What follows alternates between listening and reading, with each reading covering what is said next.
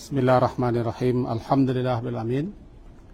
Wassalatu wassalamu ala Rasulillah wa ala alihi wa ashabihi ajma'in. Pelajaran kita hari Kamis yang lalu tentang kesabaran seorang perempuan yang menderita penyakit ayan, epilepsi, atau bahasa kitanya sawan. Lalu dia sabar, menerima dengan ridha,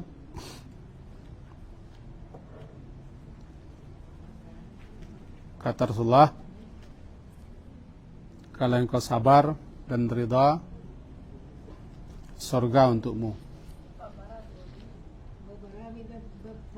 Sabar. Bab sabar.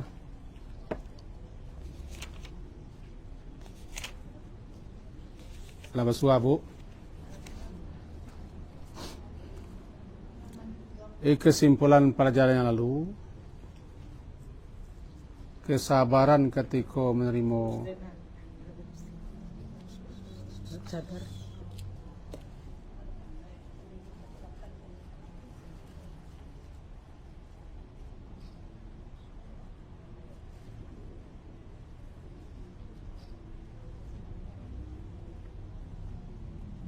Wajar jarimu. Kan.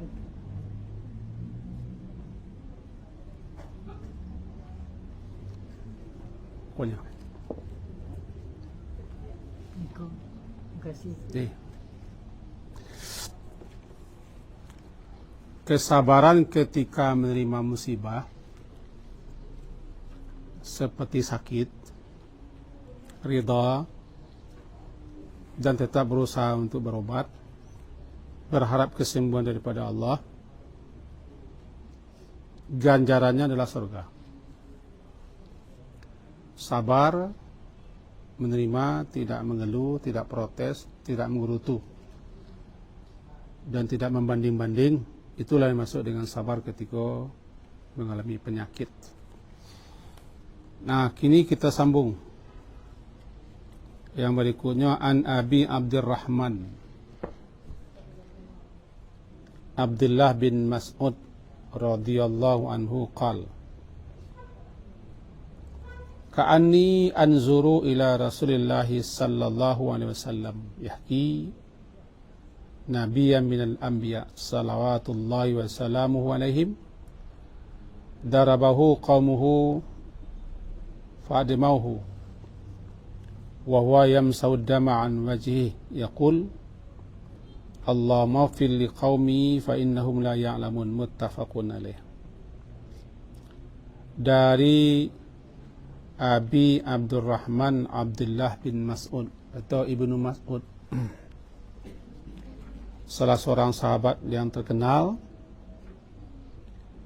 Dia berkata, ka'anni, seakan, seolah-olah aku melihat kepada Rasulullah SAW, di mana beliau menceritakan seorang nabi di antara sekian banyak nabi-nabi, semoga salawat Allah dan salam Allah atas mereka, darabahu qaumuhu, nabi itu dipukuli oleh kaumnya, lalu mereka memukuli itu mengakibatkan berdarah-darah wajah Nabi itu. Sementara Nabi itu menyapu darah yang menetes dari wajahnya sambil berkata, Allahumma ighfir li qaumihi, ya Allah ampunkanlah dosa kaumku, karena sesungguhnya mereka tidak mengetahui. Perlu kita ketahui bahwa setiap manusia siapapun manusia selagi dia beriman pasti akan dicoba, akan diuji oleh Allah Subhanahu wa ta'ala. Ada kalanya ujian atau musibah itu tersebab lantaran kesalahan mereka, atau ada kalanya lantarannya lain, atau ada kalanya semata-mata ujian daripada Allah untuk menaikkan, meninggikan derajatnya di sisi Allah. Yang pasti ujian itu ada, musibah itu ada, cobaan itu ada. Yang kedua, semakin mantap, semakin teguh, semakin kuat keimanan seseorang, maka ujiannya pun, cobaannya pun makin berat. Dan yang paling berat cobaan dialami oleh para rasul, para nabi. Karena para rasul, para nabi lah hamba-hamba Allah yang paling tinggi tingkat keimanannya, ketakwaannya, dan pengabdiannya kepada Allah. Tentu saja cobaan dan ujian mereka tidak sama dengan kita umatnya. Berikutnya, orang-orang yang menyusul atau mengiringi Rasul, misalnya peringkat para sahabat-sahabat, para wali-wali, para salihin, para siddiqin. Yang pasti mereka diuji. Dan ujian itu bermacam-macam. Terserah bagi Allah dengan apa diuji. Yang pasti Allah menguji. Nah, khusus mengenai Nabi, lebih khusus Nabi Muhammad SAW, beliau mengalami berbagai macam cobaan-cobaan dan ujian-ujian dalam menyampaikan dakwah, mengajak, menyeru umatnya.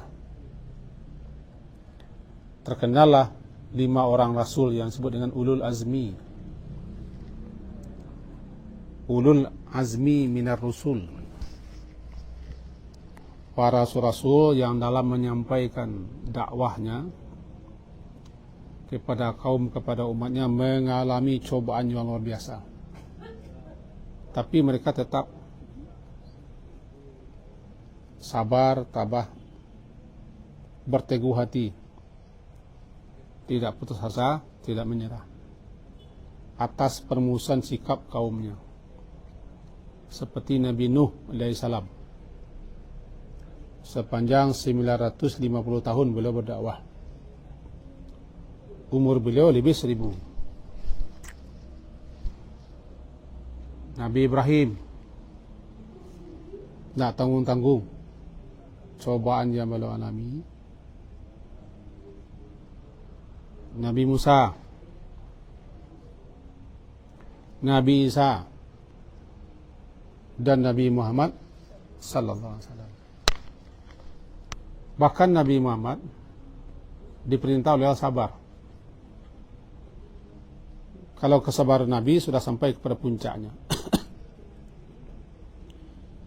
Tetapi beliau tetap diperintah oleh Allah, fasbir. Seperti fasbir kama sabara ulul azmi. Sabarlah engkau ya Muhammad sebagaimana sabarnya Rasul-Rasul ulul azmi. Padahal beliau termasuk ulul azmi minar rusul. Atau dalam ayat lain, wasbir wala takun ka sahibil hud. Sabarlah, jangan seperti Nabi Yunus. Dan banyak ayat-ayat lain yang menyuruh beliau secara khusus untuk sabar, menerima berbagai macam cobaan ujian. Nah, kata Ibnu Mas'ud, salah seorang sahabat Nabi, aku seakan-akan melihat Rasulullah itu bercerita. Artinya Rasulullah pernah bercerita,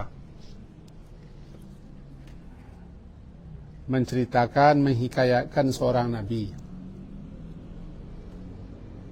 yang Nabi itu dipukuli sampai luka berdarah-darah wajah Nabi itu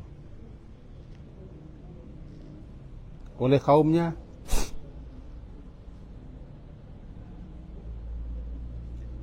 Kata para ulama ahli hadis, sebenarnya Nabi menceritakan keadaan dirinya, tapi beliau tidak mau menyebut dirinya yang mengalaminya. Nabi dulu ketika hijrah ke Taif,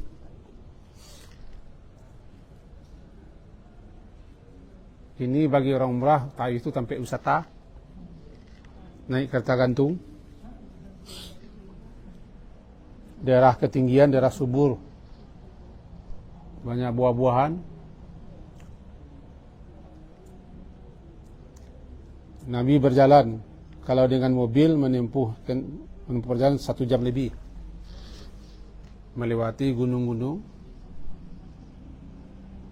lereng-lereng, jalan berbelok-belok, tinggi, dingin. Bagi orang yang mengerti bagaimana Nabi dulu berjalan melewati lereng-lereng, gunung-gunung, bukit-bukit, sejauh perjalanan dengan mobil 1,5 jam lebih kurang, perjauhan. Tiba di situ Nabi dilempari, dihasung atau dihasut oleh orang-orang tua-tua, oleh tokoh-tokoh, oleh orang terpandang di negeri Taif untuk melempari Nabi Muhammad. Padahal beliau ke situ ingin berdakwah, ingin mencari pelindungan, karena orang Makkah sudah menolak beliau. Malah beliau luka, darah-darah, sampai Zaid bin Harisah sendiri pun berdarah-darah. Ketika beliau sampai di Qarnu Manazil namanya, di situ beliau terlentang, menengadah.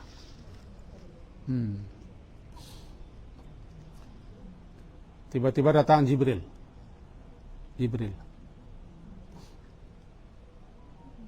Ya Muhammad, aku diperintahkan oleh Tuhanmu, dan ini malaikat bersama aku, malaikat penjaga gunung. Kalau engkau suruh malaikat ini untuk mengangkat gunung yang ada di Makkah, ditimpakan kepada orang Taif ini, mereka laksanakan. Kita betul waswa. Karena seorang Nabi Allah dilempari dengan batu-batu oleh anak bujang-bujang tanggung, nama suang Tutuo. Anak bujang-bujang tanggung, mana tahu kan? Tapi dihasung, berdarah-darah pada.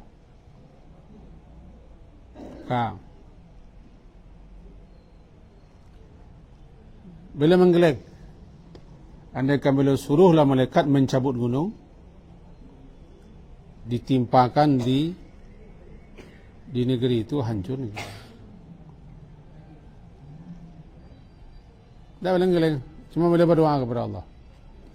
Doa kepada Allah, mudah-mudahan anak cucu orang Taif itu dapat petunjuk.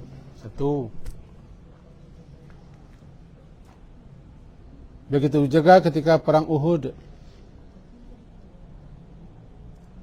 ketika sudah hampir menang, tiba-tiba orang-orang yang beliau amanahi untuk menjaga bukit itu para pemanah. Bagi yang umrah, bagi yang haji, barangkali pergi Uhud, nampak bukit yang orang-orang ramai menaiki, itu bukit pemanah namanya. Dulu tinggi, di bawahnya lembah-lembah, sekarang sudah ditimbun, jadi tidak terlalu tinggi. Di bukit itu Rasulullah mengamanahi 50 orang. Apapun yang terjadi di bawah, jangan turun, jangan tinggalkan bukit. Karena perang terjadi di bawah, di panah ke bawah. lari lintang pungkang orang kafir Quraisy, meninggalkan sekian banyak harta-harta. Melihat orang lari dan harta tinggal, yang di atas bukit tidak tahan. Nah, tidak tahan, kata pemimpin mereka, jangan turun. Rasulullah telah mengamanahkan kepada kita, jangan turun. Apapun yang terjadi. Tapi rupanya mereka tidak gubris. Semuanya turun ke bawah memilihi harta-harta yang tinggal. Mau pedang, mau kuda, apa sajalah. Akhirnya Panglima Quraisy ketika itu Khalid bin Walid yang belum masuk Islam melihat dalam pelariannya bukit kosong, berputar ke arah belakang, naik.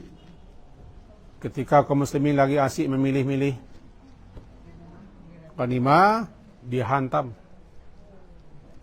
Rasulullah sendiri tercampak masuk lubang, luka-luka, tipis beliau, patah beliau, sampai bersorak-sorak orang Muhammad mati. Sebagian kaum muslimin lari, ada yang menjadi tameng hidup dari Rasulullah ketika itu. Beliau luka-luka, patah-patah. Nah, luka-luka, patah-patah. Ketika itu, jadi berdarah-darah beliau. Darah. Ya, di sini menggambarkan bahwa bagaimana seorang nabi mengalami tantangan, permusuhan, bahkan umatnya melukai, mau membunuh, sampai berdarah-darah dan patah. Itu situasi. Cuma Nabi itu, entah siapa nabinya, termasuk Nabi Muhammad, berdoa. Bukan untuk kebinasaan orang yang menzalimi, memusuhi, melempari. Malah berdoa supaya dapat ampunan. Ya Allah, ampunilah kaumku, mereka itu tidak tahu. Itu bunyinya. Pelajaran. Tentu pelajaran. Yang pertama, kesabaran para nabi dalam menerima tantangan permusuhan daripada kaumnya masing-masing. Karena tidak ada satupun rasul yang tidak dapat tantangan. Bermula daripada Nabi Nuh alaihissalam. Tapi para nabi-nabi itu sabar, rida. Sabar, tabah dan rida. Mengharap balasan Allah Ta'ala. Itu satu kesabaran, ketabahan para nabi. Termasuklah Nabi Muhammad sallallahu alaihi wasallam. Berbeda dengan Nabi Ayub. Kalau Nabi Ayub bukan dari umatnya. Nabi Ayub diri beliau sendiri, tubuh beliau sendiri, tubuhnya, hartanya, dan keluarganya. Beliau diserang oleh penyakit yang mengakibatkan beliau dikucil dan terkucil, disingkirkan. Orang takut dengan penyakit tubuh beliau, takut menular. Bau busuk. Selama 18 tahun. Berapa? Tidak 18 hari tu. 18 tahun. Sakit tubuh beliau, kulit beliau mengalami sakit luar biasa. Sampai ada yang mengatakan tidak ada di kulit beliau yang tersisa kecuali bibir. Bahkan ada yang berkelebihan, berulat-ulat tubuh beliau itu berkelebihan betul. Yang tidak bisa dipertanggungjawabkan, riwayat berulat. Tidak bisa dipertanggungjawabkan. 18 tahun. Harta ludes, beliau orang kaya luar biasa di zamannya. Tapi ludes semua harta. Anak-anak meninggal. Hanya satu istri yang setia yang menunggui. Itu ujian Nabi Ayub. Bukan dari umatnya, tapi dari ujian kepada badan, kepada harta, kepada keluarga. Ini ujian juga. Kalau Nabi Muhammad, ujian dari umatnya, kaumnya sendiri.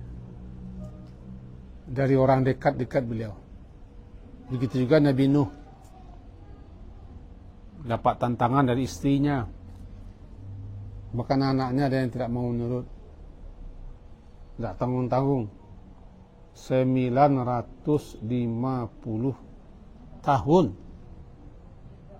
berdakwah tuh. Alfa sanatin illa khamsina ama. 1000 kurang 50 tahun. Nabi Yunus, Nabi Nuh, yang mau menerima 70-an orang.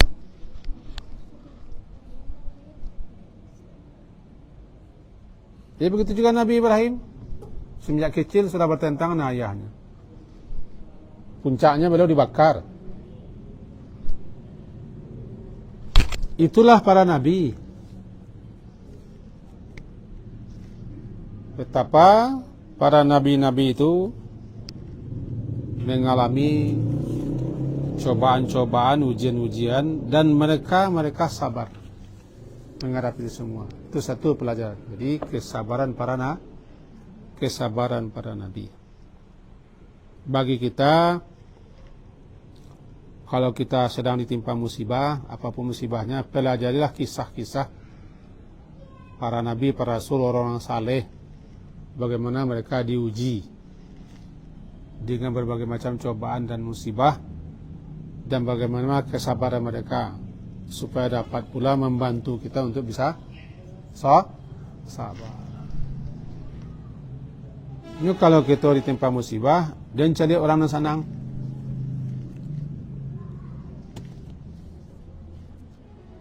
Kalau kena ujian, kena cobaan, kena sakit, jangan cari orang nasihat, orang lapang, orang senang, orang bahagia. Tak. Cari orang di bawah awak. Baca kisah-kisah, dengarkan riwayat-riwayat, atau tengoklah, bandingkanlah tentang musibah kita dengan orang yang jauh lebih parah daripada kita. Itu timbul syukur. Bisa syukur. Cari orang lari-lari itu tak. Awak sakit geraman, cari orang makan daging yang rawan itu panih awaknya. Cari ada orang nak bergigi kan. Kak sakit kepala. Cari orang lelaki bini rata-rata berdua-dua nak muh tu. Cari orang terlalu. Jadi supaya kita bersyukur dengan musibah kita, cari orang yang lebih parah musibahnya daripada kita. Jadi dengan membaca kisah nabi-nabi, bagaimana para nabi, para rasul itu mengalami berbagai macam rintangan, hambatan, tantangan, bahkan tindakan penganiayaan, kezaliman, bahkan malah ada nabi yang dibunuh. Terpacu gitu, terdorong kita untuk sabar. Kemudian yang kedua, pelajarannya akhlak nabi. Bagaimana akhlak para nabi menghadapi kejahilan orang yang jahil, kebodohan orang yang bodoh, kedunguan orang yang dungu. Mereka tidak membalas. Nabi-nabi Rasul tidak membalas perlakuan kaumnya.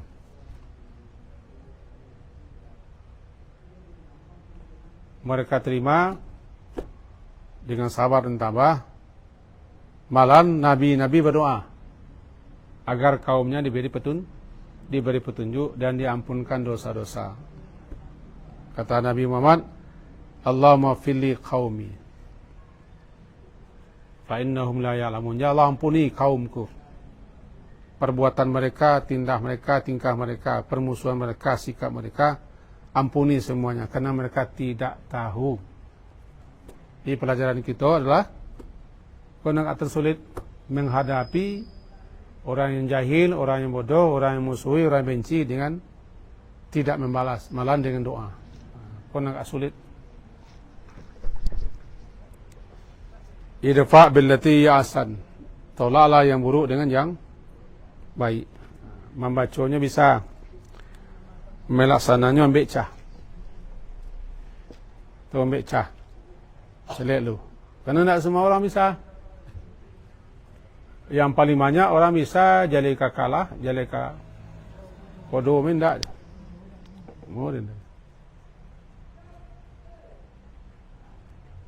Jadi nabi-nabi mengalami itu semua, tidak membalas.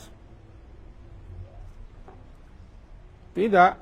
Nabi-nabi tidak mengatakan, ya Allah timpakanlah azab. Nak jangkanglah, nak mati orang kau saudara. Tidak begitu. Doa nabi-nabi, ampunkan kaumku.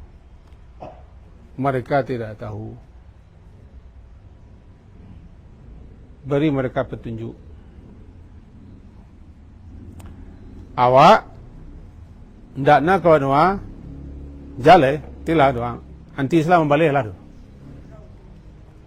Ndak membalik selama mana awak. Ampe nyorang aja baca lu kuciang, itulah menang awak tu. Dicemeh orang, caci orang, diumpai orang, dicela-cela orang, di fitnah-fitnah orang. Tenang sajalah, aman lah menang. Tapi kalau kita balik, anu mantulono, kalau anu mantulono, itulah jauh. Jadi tidak membalas sudah menang. Kalau mendoakan mana Ustaz? Itulah bawa orang ke ibu boleh. Doakan kebaikan untuk mereka. Kalau doa untuk kebinasaan gampang. Nak jangkang mereka sadalah gampang. Kalau bahasa kasar nak kuruk lah cirinya. Ya ni ciri pemetang sawah awak. Awak ke sawah. Koleng-koleng ni ciri sinan tu sumpah. Babu. Di doan boleh, tapi doan yang elok. Kalau kita contoh Nabi, kalau kita contoh Rasul, Nabi dan Rasul tidak menuakan kebinasaan, malahan ampunkan kaumku, mereka tidak tahu, beri mereka petunjuk, kalau tidak mereka anak cucunya, itu doa Nabi kepada orang Taif. Lai bisa wa takaitun anu bisa le. Cuma bahasa Allah. Minimal jangan dibalas. Itu minimal. Aniang meang. Aniang meang ko lai salah orang wa. Sama sabar na kau ni. Salah orang. Aniang meang wa. Sabar na kau. Dak mantu nak kaji ko do ni. Itulah.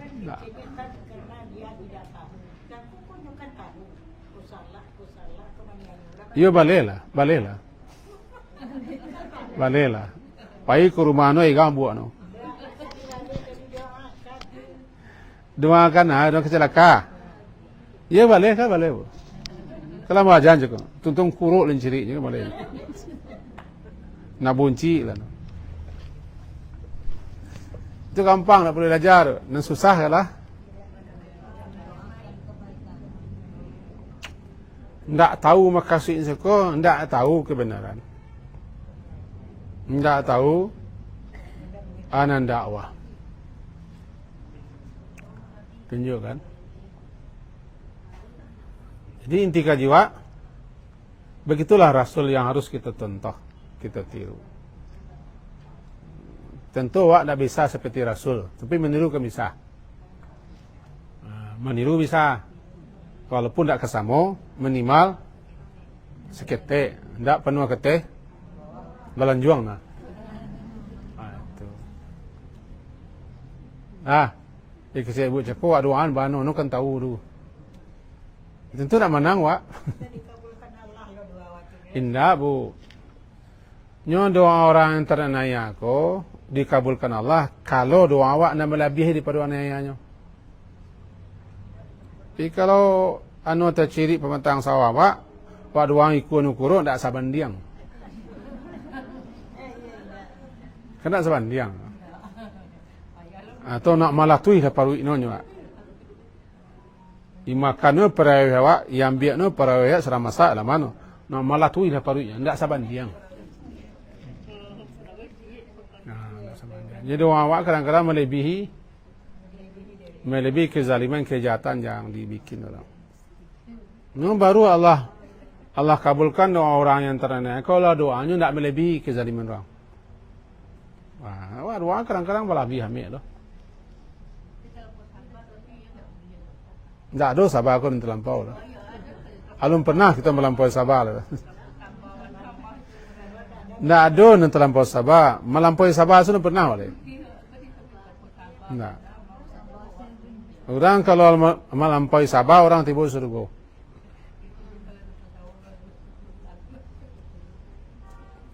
Orang nak masuk surga itu oranglah melampaui sabar. Wa jazahum bima sabaru jannatau wa harira. Kami balasi mereka lantaran kesabaran mereka dengan surga. Allah lampau sabaran ke surga. Alah bu. Alah je lah. Babu.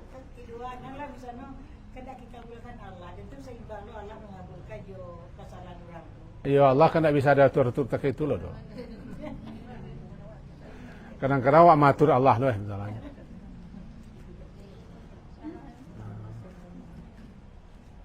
Di doaan mana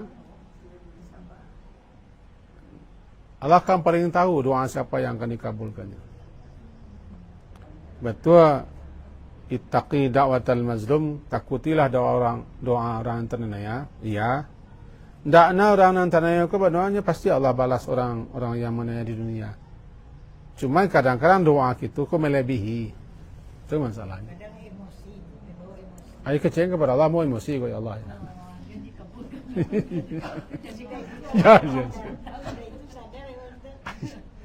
Dia tarang kepada Allah cancak dia. Cakap memusi kini mula sadar je Allah. Maafkan kesalahanmu lah.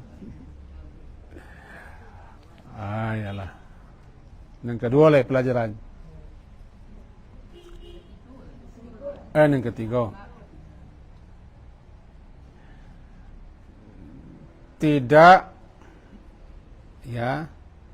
Tidak menghadapi kejahilan dengan kejahilan yang sama.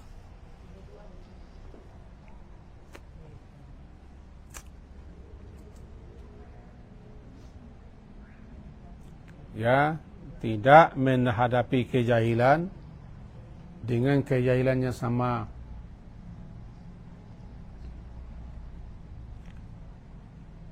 Lebih-lebih menuakan mereka untuk kejelekan. Jangan menghadapi kejahilan dengan kejahilan. Lebih-lebih jangan menuakan keburukan, kejelekan untuk mereka. Itu sikap. Bahkan doakanlah kepada Allah agar mereka mendapat petunjuk dan kesadaran. Bukan? Yang baik dengan yang buruk.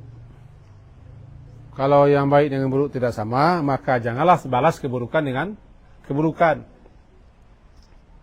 Tapi balaslah keburukan dengan kebaikan. Jika tidak mampu, jangan balas. Tidak sama antara yang baik dengan yang buruk. Untuk itu jangan balas keburukan dengan keburukan, tapi balaslah keburukan dengan kebaikan. Jika tidak mampu, biarkan. Sabar.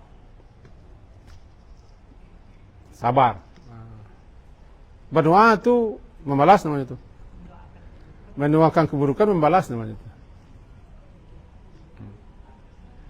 Jadi kalau orang berbuat jelek, berbuat buruk, berbuat jahat, apakah kita tidak boleh bela diri? Boleh. Bela diri boleh. Orang bela diri boleh. Kalau tidak bisanya menerima sikap keterlaluan, dia boleh bela diri. Sekedar bela diri. Boleh minta bantuan. Sekedar menolong, tapi jangan melebihi kezaliman orang lain. Itu surah Asyura nanti. Asyura. Lalu kemudian dalam yang poin yang keempat, bahwa ujian Allah itu atau cobaan daripada Allah itu kadang melalui musuh. Kadang kita diuji melalui musuh, sikap musuh, perbuatan musuh. Orang yang sakit hati, orang yang benci, orang yang dendam. Melalui mereka kalau Allah menguji awak. Melalui orang yang benci, melalui orang yang sakit hati, melalui musuh. Maka jadilah mereka sebagai bahan ujian. Tahu tak bahan ujian? Permusuhan mereka itu bahan ujian. Apapun yang dilancarkan oleh orang yang benci, yang sakit hati, musuh, itu bahan ujian. Jadi kita diuji oleh Allah kadang-kadang melalui musuh, seperti orang kafir, orang munafik, orang fasik, orang sewenang-wenang, orang lalim, orang yang benci, orang yang sakit hati, orang yang dengki, orang yang dendam kesumat. Melalui mereka perbuatan mereka itulah yang menjadi ujian awak.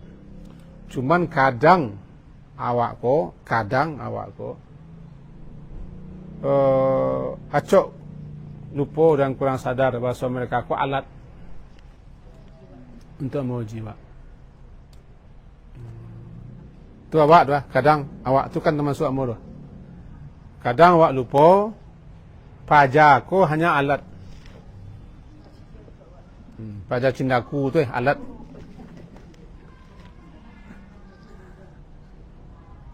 Alat yang Allah pakai untuk menguji awak. Cuman dia awak kurang payah yo nerima no. Mencari suku muntah kan. Dia betul awak. Maka dalam ini bukan mari kita tingkatkan. Apa tingkatkan? Tingkatkan pemahaman dan ilmu kita tentang hakikat sebuah ujian. Dan memahami bahawa mereka sebenarnya alat yang Allah jadikan untuk ujian. Semua hujan turunkan alat itu. Awak kata awak kepai hari hujan. Bagikah kita ke hujan? Bu, hujan ke alat. Janganlah. Awak kepai tak tersasak, akhirnya motor bocor. Alat cuma kadang-kadang awak cuma melekai motor. Kamu ngecek saya nuka? Semua nuka? Kau balik lo kaji kamu alat semua. Kadang sadar gitu tuh. Cuma lebih banyak tak sadarnya. Kan? Sadar tak mengganggu? Yang pajak kolera aku sebenarnya alat ujian, tapi balah tu aja. Balah tu. Sakit hati awak kicuah ni awak tipunya. Awak dikhianati ni awak curang sakit hati. Bang pesakit awak dia awak punya hati. Bagaimana sakit hati kan? Tu. Lalu kemudian pelajaran berikutnya,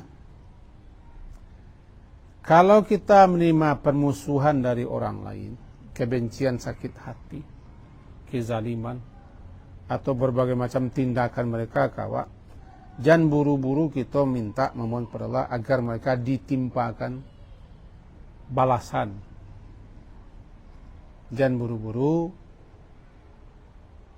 kita berdoa kepada Allah agar mereka ditimpa balasan atas keburukan mereka. Bisa jadi itu penyebabnya awak. Bisa jadi penyebabnya awak.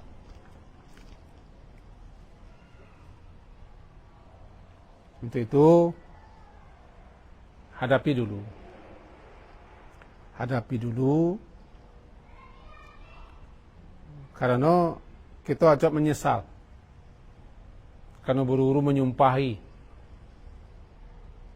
buru-buru mengkutuk, buru-buru melaknat,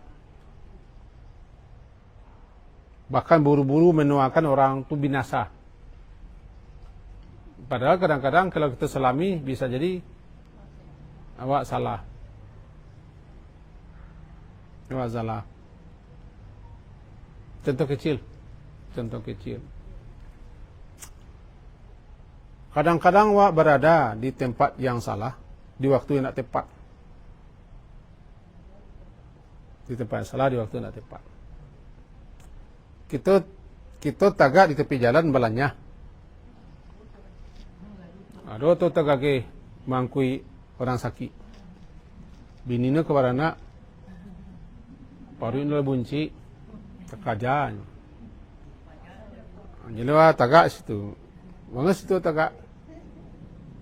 Mendas ketik lah. Cuma bertahan je tagak situ ku tepi jalannya kan. Lancinya buru-buru wak mendoanya supaya begini. Rupanya tahu wak. Masa orang ku tagagih kumah. Baru bini nu kemalatui lagi. Awal tu langsung mah. Jadi kalau kita mendapat perlakuan jelek daripada orang lain, jangan capek-capek. Itulah Nabi, tidak cepat menuai kejelekan.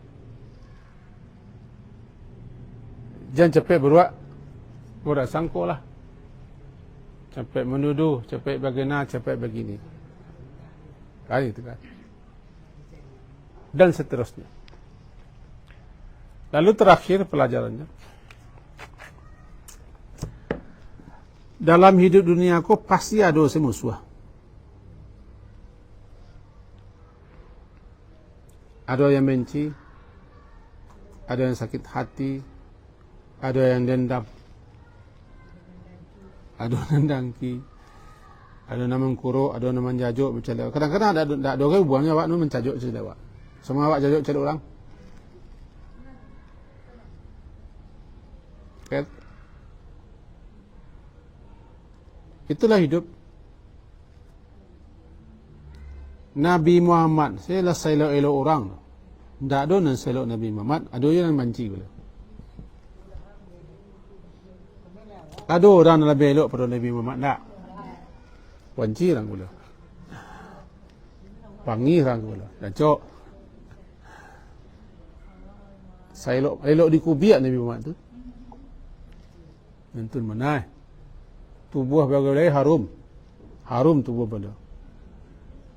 Beliau gagah, kekasih Allah. Tapi nak banci, betul. Berarti kita tak bisa lapis daripada orang nak banci. Banci, jajok, sakit hati, mengkuruk, mengkutuk, bingi, dandap, talinte, tersinggung, amat ada.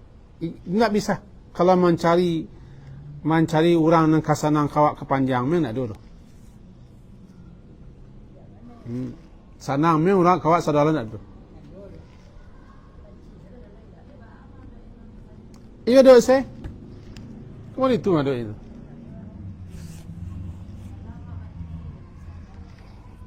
Itu kan sunnahnya begitu. Kasaname orang kawak saudaranya ndak do. Di surga. Begitu. Sedang pakai baju sewa, ada ndak ketujuh orang. Ini nak suka ya baju warna apa pakai? Oh pakai baju yang lain tak setuju orang tu. Pakai baju saya tak setuju orang. Pakai lo jilbab, tak setuju lo jilbab. Awak jilbab awak. Tapi tak setuju nyo bangis awak. Awak yo to awak. Nak suka no yo to awak. Bisa ni, tak bisa. Nalah sunnahnya begitu. Jadi mencari supaya orang elok kawak sadu Allah itu memang mustahil. Kalau bisa, Nabi lah tu kita. Nabi tidak bisa. Sedangkan keputusan Nabi Adam diprotes oleh anaknya, si Kabil. Tidak mau nerima. Siapa no ang kawin yo situ. Nada dia ang kawin ko. Ndak. Banginyo kepala. Hah? Gitu. Jadi bahwa menghadapi, hadapi saja. Hadapi saja, lalui. Itu semuanya ujian, semuanya sesuatu hal latihan dalam hidup. Itulah gunanya ajaran agama, supaya kita bisa melewati. Babu? Ya, itulah tu gunanya Allah, tu kedua. Oh, itu nalah kayu, itu mau kobana go, itu nalah kayu.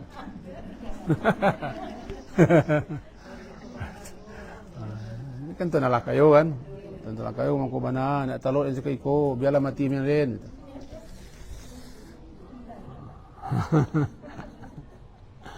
Alin ragu. Kejiwa seperti itu. Abu. Bisa nula bertahun-tahun, ndak sawanta ada sana. Punya tarik dah baik dah ada.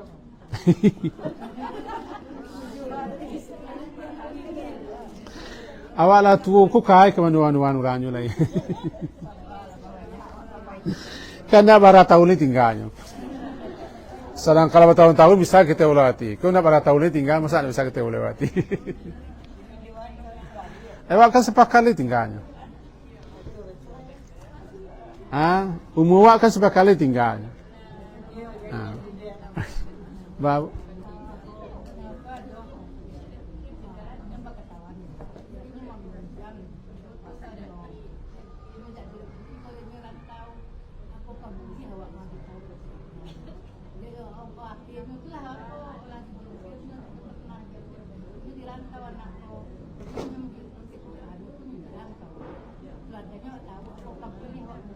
Boleh kalau keluarganya bisa mengatasi menunggu lain boleh. Kalau tidak menyusahkan orang, Pak. Mengadu ke langit.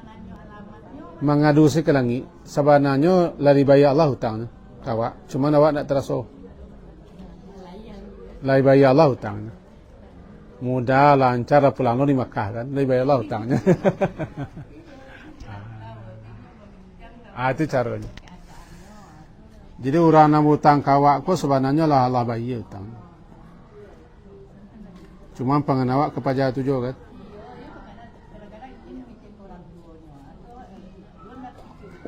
Ailang lo ko palo. Lah, sekian. Kalau nak mau salah. Kalau anak biar malah anak orang dah. Kalau tidak kemungkinan balik, kita minta kepada Allah cari gantinya. Gantilah Allah.